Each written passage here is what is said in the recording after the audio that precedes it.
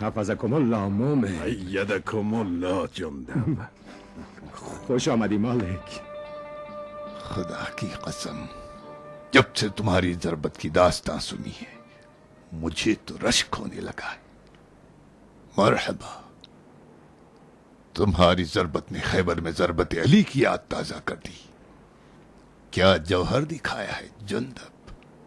کل رات کوفے کی فضا میں بھی فتنہ تھا، یہاں تک کہ آسمان بھی بے قرار تھا. خدا کا شکر صحیح سالم ہو جندب. کیوں خطرہ مول لیا مالک؟ ہم امیر کوفہ کی آنکھوں میں کھٹکتے ہیں. ولید ہمارے ساتھ ہونے والوں کو کبھی نہیں بخش سکتا. وہ کچھ نہیں بگاڑ سکتا. ولید یہ چاہتا ہے کہ خیسر و کسرا کی طرح حکومت کرے، اور یہ بھلا دیا کہ وہ بھی اس شان و شوکت کے باوجود مٹ گئے.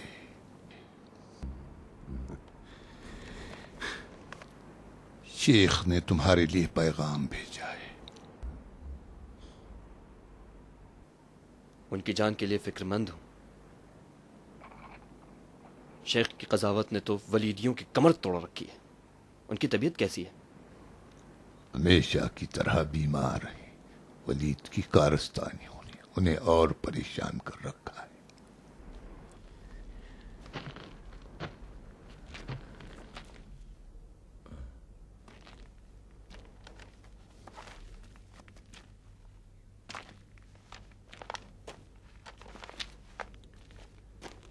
جندب، تمہیں پتا ہے کہ علی حجت برحق ہیں.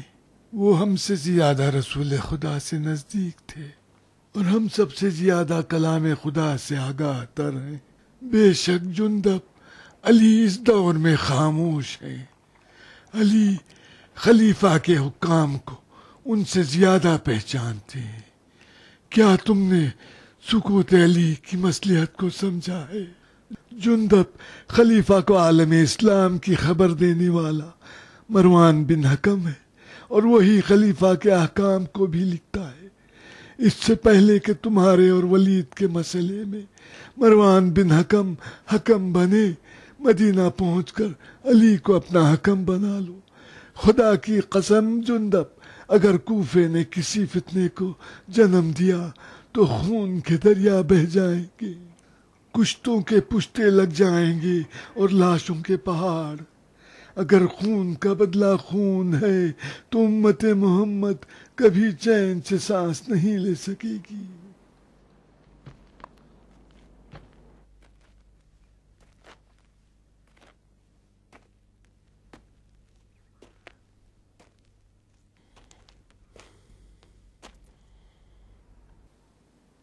جلدی کرو جندب،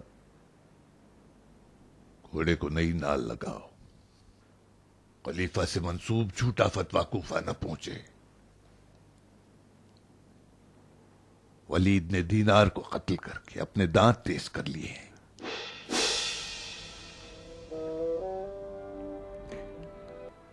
دینار کو قتل کر دیا؟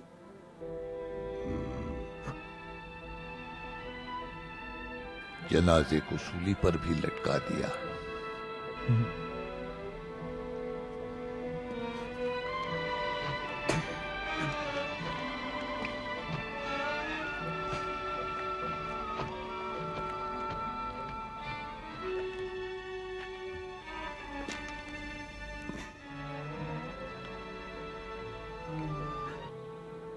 تیرا غم تیرا صدمہ پہاڑ. دینا میرے بھائی.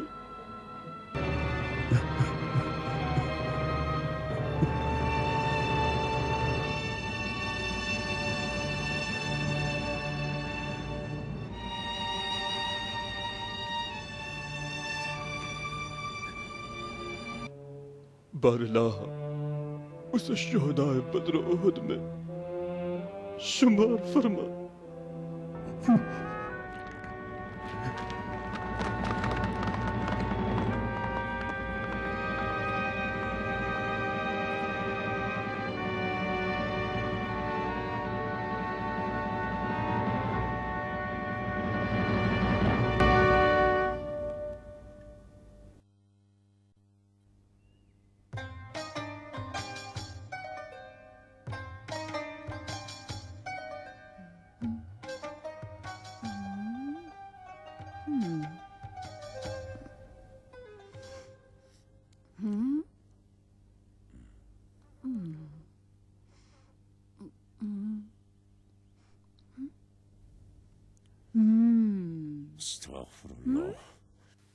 پھر سے بیٹھ گئی ہو نامحرموں کی نظروں کے سامنے. زیبا نہیں دیتا تم جیسی لڑکیوں کا صبح سے شام تک اس کھڑکی پر بیٹھے رہنا.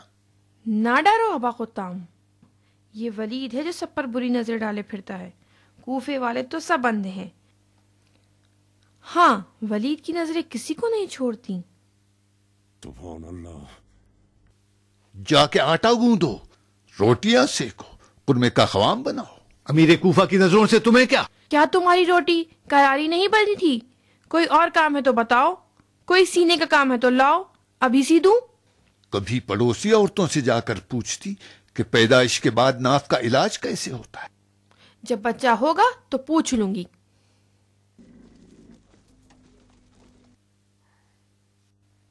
قاصد کوفہ آیا ہے ابا خطام.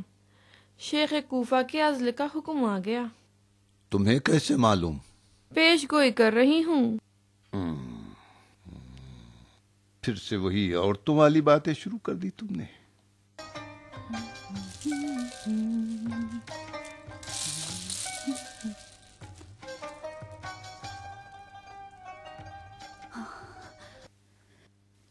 ابا خطام، کیا تم سمجھتے ہو کہ ولید کو ازدیوں سے جہاد کے لیے خلیفہ کے فتوے کی ضرورت ہے؟ جہاد مسلمانوں سے کیسا؟ جہاد تو اس وقت ہوگا جب مقابل میں کفار ہوں. جو قبیلہ خلیفہ کی بیعت شکنی کرے، لاکھ شہادتیں پڑھے، پھر بھی کافر ہے. تمہاری زبان سے اس طرح کی باتیں اچھی نہیں لگتی. جہاد اور تلوار کا فن آپ ہی نے تو مجھے سکھایا ہے، بھول گئے؟ عورتوں پر جہاد معاف ہے. جہاد تو مردوں کا کام ہے. تمہیں تو خون و شمشیر کے بجائے بچے داری یا جھولے کے بارے میں سوچنا چاہیے، نہ جہاد. تم بیاہ سے دور کیوں بھاگتی ہو؟ یہ باتیں تو بیٹیوں سے مائیں پوچھتی ہیں.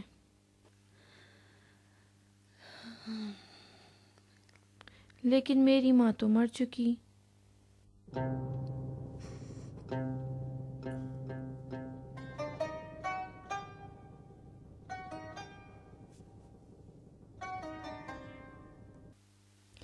میری ماں نے 2 بیٹوں کو جنم دیا لیکن زندہ رہی،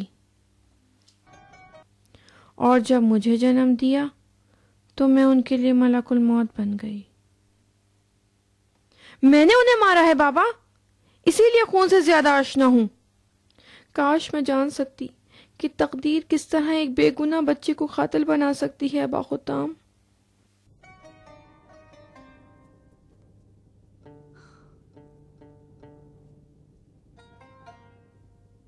مقدرات الہی سے لڑ رہی ہو بیٹی، ہمت سے کام لو.